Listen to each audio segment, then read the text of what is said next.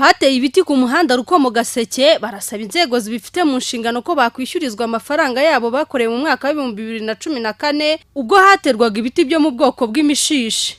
Ni ikibazo bavuga ko kibakomereye cyane kuko bamaze imyaka igera kuri 2 nta faranga babona bityo ubukene bukaba bubugarije. Twakoreye umushinga witwa OPDSA nyine umushinga witwa Noza Fidel. Twakoze 2014 amafaranga ntiyatwishyuye. Twishyuje imyaka 2. Kujyana n'ubu ngubu nta kintu araduhemba. Twagira kuri sako bakatubwira ngo tuzane witwa Habiya Karengo ni uzi uburyo bwayo mafaranga. Twagira kuri Habiya Karengo ibyo yabishingutsemo ntibikimureba ngo tuzaje kubaza ngo umuyobozi w'umurenge.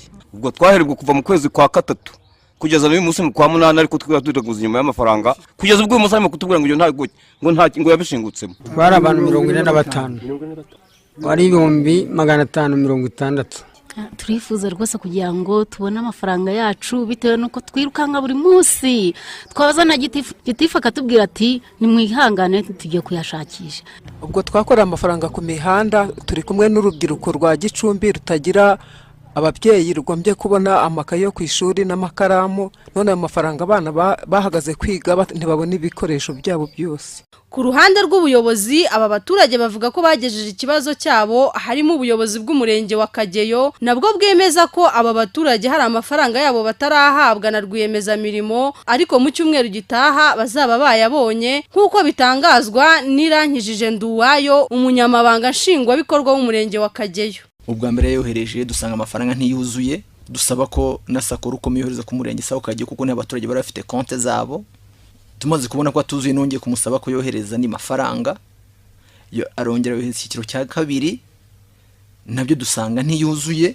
Uyu munsi wa none amafaranga ari kuri konte ya sako Kageyo na amafaranga 257 yagombaga kuba 586 ko baturage babivuga. Nyuma rero nibwo nongeye kuvugana nawe musaba ko amafaranga tuze yagomba kuzaba amafaranga kugahimba abaturage yongeye kuzandi mafaranga rero 169 we avuga ko yari asigaye yanyuma ayihereza kuri sako Rukomo. Navuganye na manager wa sako y'umurenge wa Rukomo ambwira ko ayo mafaranga agiye kuyohereza ko kuri sako Kageyo kugira ngo abaturage bahembwe amafaranga yabo. None mukaba mwaha ikizere ki abaturage ko amafaranga yabo bari bayabonye? Ndumva abaturage muri kira cyumweru bahembwa kuko harimo ama transaction y'amabanki. Ikibazo cyabarwiyemeza mirimo cyo kwambura abakozi gikunze kugarukaho kenshi mu bice bitandukanye by'igihugu aho bambura abo bakoresheje ugasanga abaturage barira ko bagiye kwicwa n'inzara itewe no kwamburwa amafaranga baba barakoreye kandi ngo ari naho baba bategereje amaramuko. Muteteri Leonir Radishi.